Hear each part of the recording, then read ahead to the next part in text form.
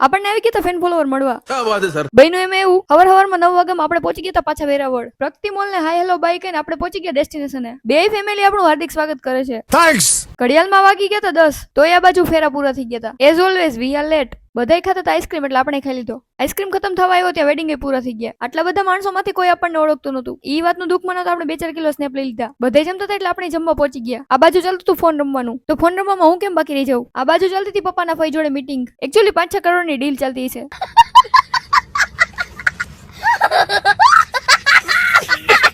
Deal જોડે આપણને કોઈ લેવા દેવા નથી એટલે આપણે ફોન રમતા હતા. રીલ ફેરવવાના જો પૈસા મળતા હતા તો હું અરબપતિ હોત. बात तो सही है। રીલ ફેરવતા ફેરવતા એકચ્યુઅલી આપણા આંખમાં કાંટો વાગી ગયો.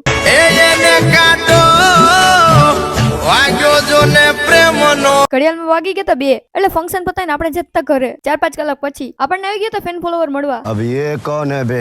એ આપણો ફોટો ખીચતા હતા એટલે આપણને સેલિબ્રિટી જેવી ફિલિંગ આવતી હતી. અરે ભેગું થાને ભાઈ. એમને હાય હેલો બાય કહીને આપણે પહોંચી ગયા ઘરે. ઘરે ચાલતી હતી વડાપાવ પાર્ટી એટલે આપણે વડાપાવ પાર્ટી કરી લીધી. શું તમે લોકો ફોલો કરી લ્યો.